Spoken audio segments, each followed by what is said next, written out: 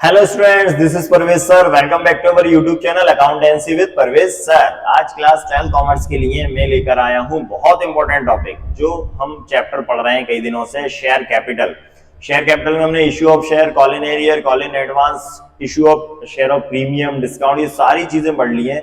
आज का most important topic है वो है four feature of share. Accountancy में क्लास 12 कॉमर्स के लिए जो मैं शेयर कैपिटल में टॉपिक लेकर आया हूं वो है फोर फीचर ऑफ शेयर। तो प्लीज जल्दी सब्सक्राइब कर दें आप अकाउंटेंसी विद परवेज सर अगर आप अभी अभी हमारे चैनल से जुड़े हैं, और बेल आइकन को प्रेस कर दें जिससे कि आपको लेटेस्ट वीडियो डेली नोटिफिकेशन के साथ मिलती रहेंगी और आपको क्लास 12 कॉमर्स के सभी टॉपिक हमारी क्लास 12 की प्लेलिस्ट में मिल जाएंगे। चलिए, तो आज का जो चैप्टर तो हमारा चल रहा है शेयर कैपिटल। शेयर कैपिटल कई दिनों से पढ़ रहे हैं हम, लेकिन आज का जो मेरा टॉपिक है बहुत इंपॉर्टेंट टॉपिक है, four feature of shares.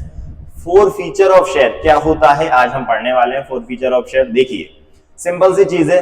Company share issue करती है। कंपनी जब भी कंपनी अपने कंपनी के शेयर इश्यू करती है तो पब्लिक अप्लाई करती है, एप्लीकेशन देती है। जो भी इन्वेस्टर होते हैं मार्केट में, जितने भी इन्वेस्टर होते हैं वो अप्लाई करते हैं, शेयर परचेज करते हैं। कंपनी इंस्टॉलमेंट में पैसा लेती है। मैंने आपको ये सही कई सारी चीजें क्वेश्चन में पढ़ाई है इश्यू ऑफ शेयर में। कंपनी जब भी इंस्टॉलमेंट में पैसा लेती है, जैसे पहले एप्लीकेशन होता है, कुछ अमाउंट कंपनी एप्लीकेशन पे लेती है, फिर अलॉटमेंट होता है, कंपनी जब शेयर अलॉट करती है तो अलॉटमेंट पे कुछ अमाउंट लेती है, फिर फर्स्ट कॉल होता है, सेकंड कॉल होता है, फाइनल कॉल होता है। इस तरह कंपनी इंस्टॉलमेंट में पब्लिक से पैसा लेती है। कुछ शेयर होल्डर ऐसे होते हैं इसके बीच में कि वो टाइम पर पैसा नहीं दे पाते। जैसे इसका एक सिंपल सा एग्जांपल देता हूं मैं, आप उसको अदरवाइज मत लेना कि सर ऐसा एग्जांपल दे रहे हो कि आप ये तो हमें डिप्रेशन में डाल दिए। आपने कोई, आप छोड़ो, चलो मैंने कोई कार परचेज करी, आप कहेंगे सर आप हमने कार परचेज करी, आप हमारे साथ ऐसा बोल रहे हैं। मैंने एक कार परचेज की इंस्टॉलमेंट में। इंस्टॉलमेंट आप जानते हैं ईएमआई पे जब हम कोई भी चीज फाइनेंस करते हैं तो हम क्या करते हैं कि उसका जो अमाउंट होता है उसको हम धीरे धीरे इंस्टॉलमेंट में पैसा देते हैं, ठीक है ना। अब जैसे मैंने कोई एक कार परचेज की, 10 लाख रुपए की कार दी, हमने 2 लाख रुपए कुछ डाउन पेमेंट दे दिया उसमें। अब बाकी के जो पैसा था हमने इंस्टॉलमेंट में ईएमआई कन्वर्ट करवा ली उसके। अब क्या हुआ, आगे चल के हमने ईएमआई देते गए, हर मंथली ईएमआई थी, हम देते गए। एक टाइम ऐसा आया कि कुछ ऐसी प्रॉब्लम हुई मुझे कि मैंने ईएमआई देना बंद कर दिया। कुछ प्रॉब्लम्स थी तो मैं ईएमआई देने में अनेबल रहा।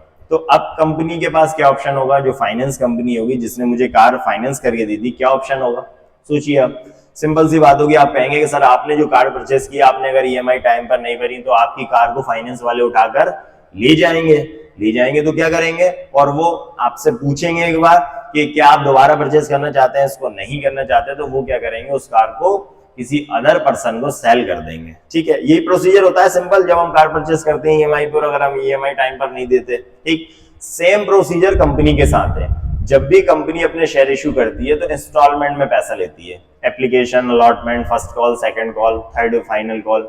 अब क्या होता है, कुछ शेयर होल्डर, सभी शेयर होल्डर ऐसे नहीं होते, कुछ शेयर होल्डर ऐसे होते हैं जो टाइम पर पैसा नहीं देते। तो कंपनी उनको एक टाइम पीरियड देती है, कुछ नोटिस देती है, एक टाइम लिमिट होती है कि इतने टाइम तक अगर आप पैसा देते हैं तो कोई प्रॉब्लम नहीं है, जिसको हम कॉल इन एरियर जानते हैं। हमने कॉल इन एरियर का टॉपिक पढ़ा है इस चैप्टर में कि कंपनी कुछ टाइम देती है कि इतने टाइम तक आप पैसा दे सकते हैं।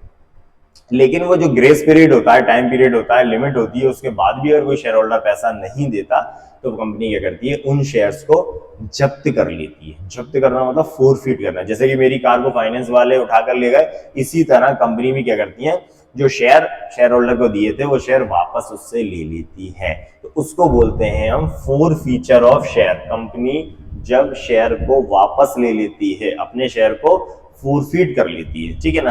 तो ये इसका टॉपिक है, बहुत इंपॉर्टेंट टॉपिक है फॉर क्लास 12 कॉमर्स। एग्जाम के लिए बहुत इंपॉर्टेंट है, प्रैक्टिस करते रहना आप इसकी। बहुत अच्छा टॉपिक है और इजी भी है, वो ज्यादा टफ नहीं है, सिंपल सा टॉपिक है। फोर फीचर आपको पढ़ने में आसानी रहेगी, बस आप जुड़े रहना और लगातार आप बेसिक क्लास से स्टार्ट करना। मैंने बोला है आपको, जब भी आप कोई चैप्टर पढ़ना चालू करें तो ऐसा नहीं हमें इंस्टाग्राम की रील्स के साथ स्क्रॉल नहीं करना कि रील्स देखते चले जा रहे हैं, स्क्रॉल कर देना है।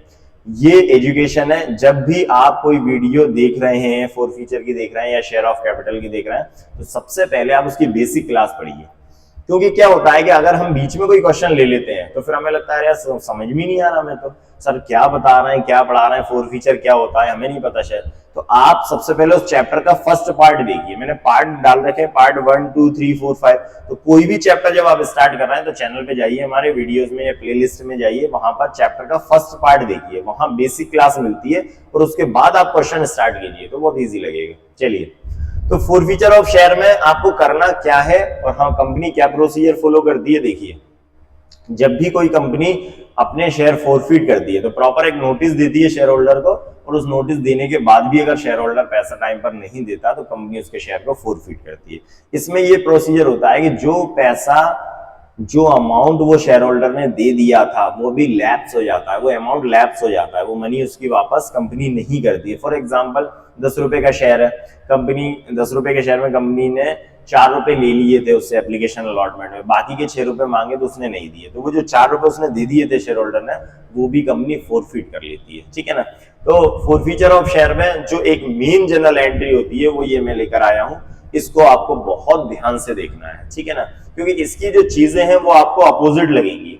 हमने इश्यू ऑफ शेयर पढ़ा, इश्यू ऑफ शेयर में कहीं पर भी शेयर कैपिटल डेबिट नहीं हुआ।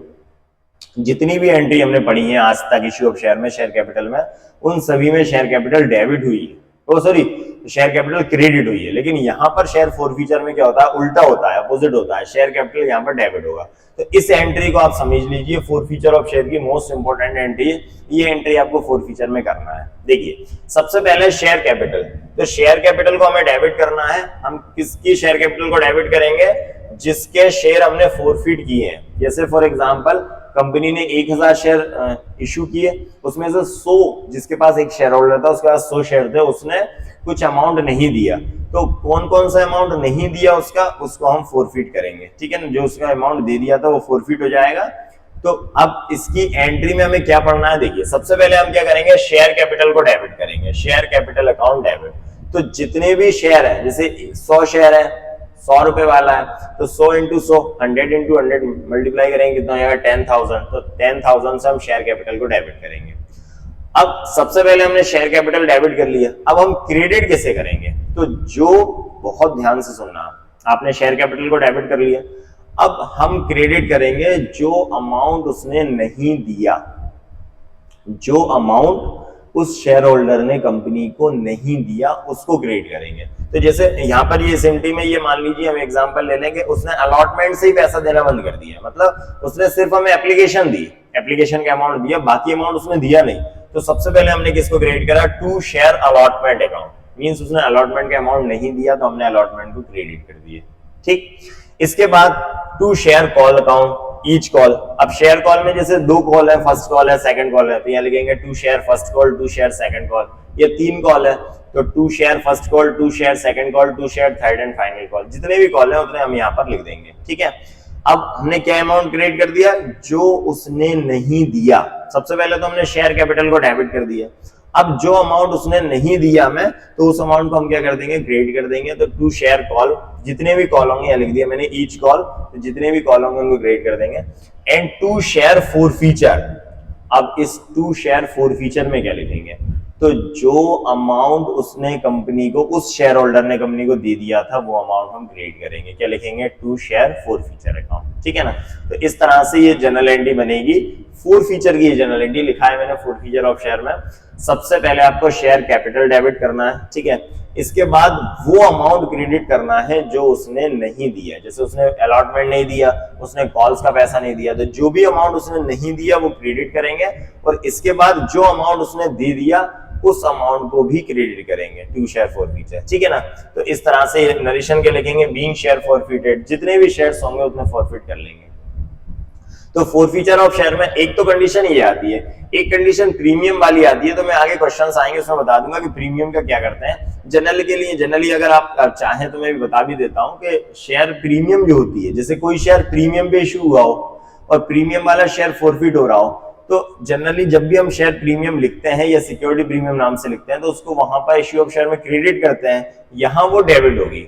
लेकिन इसकी 2 कंडीशन है, कि कब हमें प्रीमियम को लिखना है और कब प्रीमियम को नहीं लिखना है। ठीक है, तो ये दोनों कंडीशन आप सुन लो। जैसे ये एंट्री है, इस एंट्री में अगर शेयर प्रीमियम पे इशू हुआ हो, ठीक, और अलॉटमेंट के साथ प्रीमियम जुड़ी हुई होती है, जनरली जो भी प्रीमियम होती है वो अलॉटमेंट के साथ होती है। तो अगर अलॉटमेंट के साथ में प्रीमियम है तो हम क्या करेंगे कि अलॉटमेंट को क्रेडिट करेंगे और प्रीमियम को हम डेबिट करेंगे। प्रीमियम डेबिट हो जाएगी और अलॉटमेंट क्या हो जाएगा, क्रेडिट हो जाएगा। ठीक है ना, तो क्या जनरल एंट्री बनेगी, वो share capital account debit, security premium या share premium account debit, premium को डेबिट करना है, to share allotment, to share call and to share forfeiture. इस तरह से ये एंट्री हो जाएगी। तो ये फॉरफीचर की एक जनरल एंट्री थी, सिंपल सी। इसको आप अच्छे से पढ़ लेना, ये इस वीडियो को आप अच्छे से देख लेना, आप थोड़ा सा बेसिक समझ में आएगा। नेक्स्ट वीडियो में मैं इसका बेसिक के बाद में क्वेश्चन लेकर आऊंगा, जो क्वेश्चन इसका है शेयर फॉरफीचर का। तो शेयर फॉरफीचर का जो हम क्वेश्चन करेंगे उसमें आपको और अच्छे से क्लियर हो जाएगा। अभी मैंने आज की सिर्फ बेसिक क्लास ली थी इसकी, इस बेसिक क्लास में हम देख रहे थे कि फॉरफीचर होता क्या है। ठीक है, चलिए, तो ये कंप्लीट हुआ हमारा आज का टॉपिक। तो अकाउंटेंसी विद प्रवेश सर, प्लीज जल्दी इस चैनल को सब्सक्राइब कर दें। ये मैं बार बार आपसे इसलिए बोलता हूं कि जब भी आप जुड़े तो प्लीज जल्दी इस चैनल को सब्सक्राइब कर दिया करें। अगर आपने सब्सक्राइब नहीं किया और अपने सभी फ्रेंड्स को शेयर कर दिया करें, जिससे कि सभी को वीडियो मिलते रहेंगे। मैं डेली क्लास, ऑनलाइन क्लास में वीडियो अपलोड करता हूं, आप प्लेलिस्ट में जाकर देखें, पढ़ें और जुड़े रहिए मेरे साथ। मिलता हूं नेक्स्ट वीडियो में। Thank you and good bye.